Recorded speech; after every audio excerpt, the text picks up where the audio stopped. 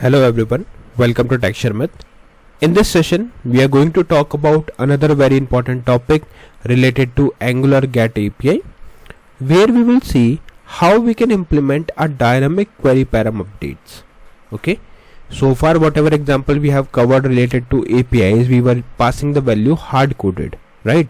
But in real life projects, we know that there might be some situation where we are supposed to pass the dynamic values, right, through some buttons or input fields. So in that situation, how we can handle the thing, these are all things we are going to discuss in this particular session. But before we proceed further with it, I would like to recommend you to please go and check out the previously released session first, because they all are in proper sequence and sync.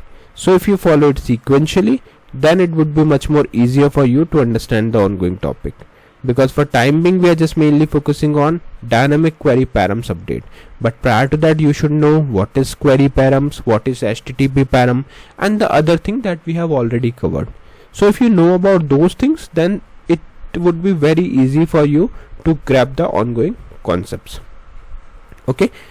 So for that, what you can do, you can refer the Texture Myth digital course book, which is freely available in the description box. There you will find thousands of sessions available in both Hindi as well as English language. So without any language barrier, you can easily consume the content. And in case if you have any queries or questions related to that, you can simply reach out to me through comment section. I would be more than happy to answer all your queries. Okay. Alright, so let's see what we are going to do in this session.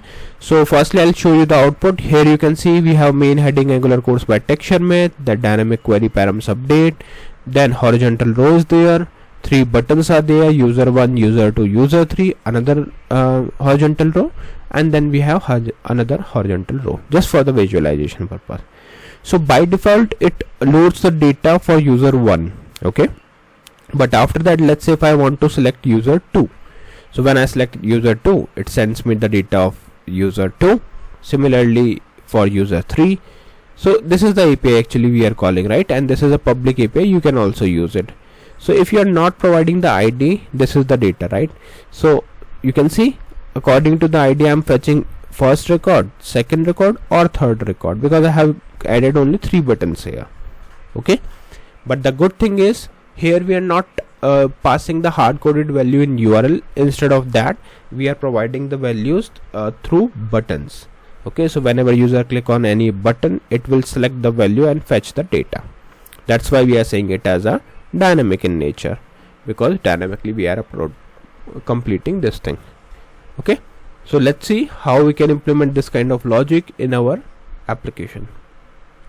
So I'll show you everything from scratch. So let me close all these files, and then firstly, we all know that app.config.ts file is very important. If you are not registering your HTTP client here, it won't allow you to run the application, right? API application. So that's why we are registering it here. So provide HTTP client, provide HTTP client we have provided. That means now we are enabled to use any API call. Okay. So this is mandatory step. We will do it for every session, every example. After that, I have created one component named as comp1.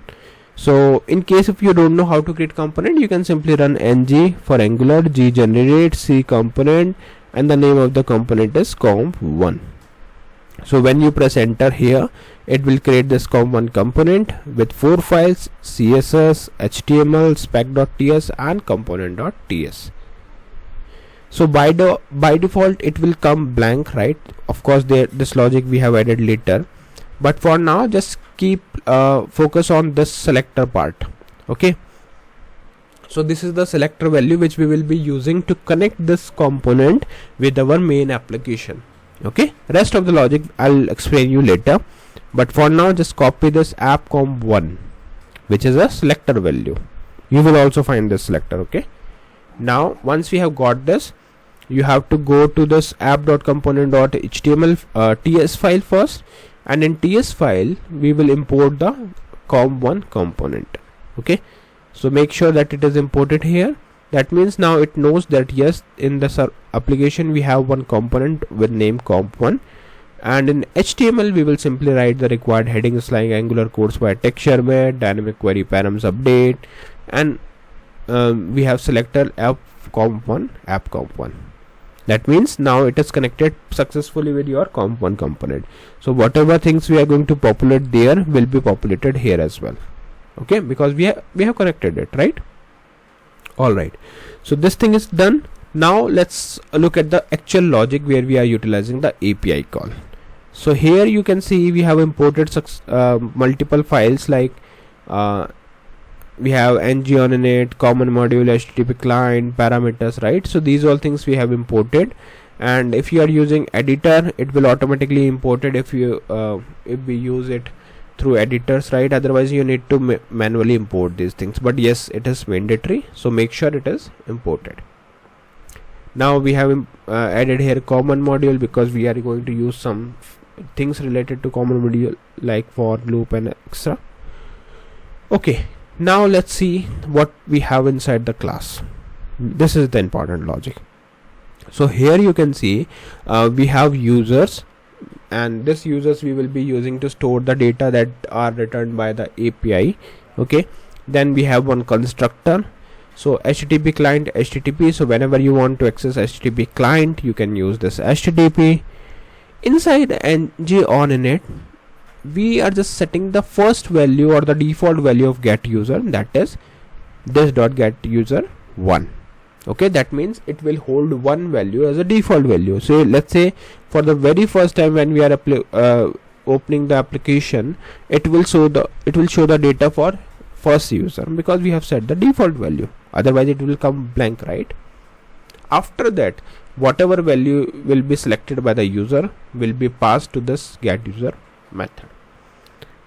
So those who don't know what is ng on init method, this is again important topic, and you should know about this. Like we have already covered this in our one of the session, so you can check this out.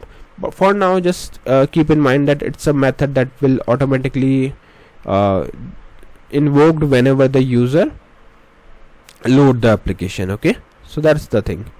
But yeah, it is important. So what we are doing here, like in ng on init, we have set the default value. So every time when application loads, it will set the default value as 1. Then we are using get user method, id number, const params, new HttpParams dot set id. So what basically it will do, whatever value we will receive from the UI, okay, through button will be passed to it, and then we are actually calling the API. So this dot http dot get any URL params, so whatever value we have here will be passed here, and then dot subscribe rest, this dot user rest, so whatever response we will get here will be stored into this users. Clear? Till here I think we are good. Now let's see how we are utilizing it in HTML. So we created the get user method. Now from here we will pass those values. Okay, so for button click 1, like user 1 click method, we have assigned through click method we are calling the get user method with id 1. Similarly for user 2 we are passing id 2, user 3 id 3, and then we have for loop. So use of users, user of user, which is just for iteration, track user id, so it will track like if any changes is made or not, and then it will show the user name. In case if you want to show email also, you can press enter and enter it. Okay, but I think for now we are good with username. So let's see how it works. So ng serve, although we discussed the output earlier, but still we will verify it. So ng, okay, something is wrong here. Instead of serve I wrote wrong thing. Okay, let's clear it.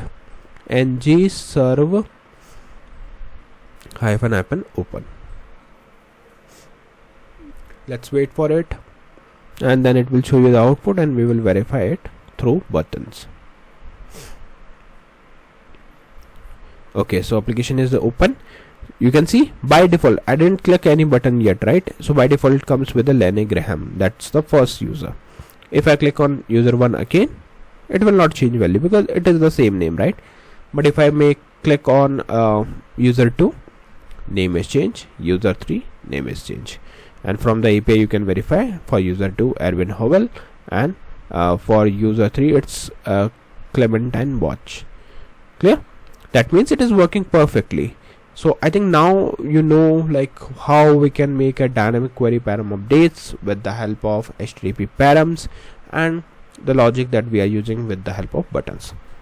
Okay, so yeah, that's all for today in this session, and in the next session we will discuss few more things. Meanwhile, you can do the practice. In case if you have any question, you can reach out to me through comment section. So yeah, that's all for today. See you in the new session with new topic. So thank you for watching TechSharemith.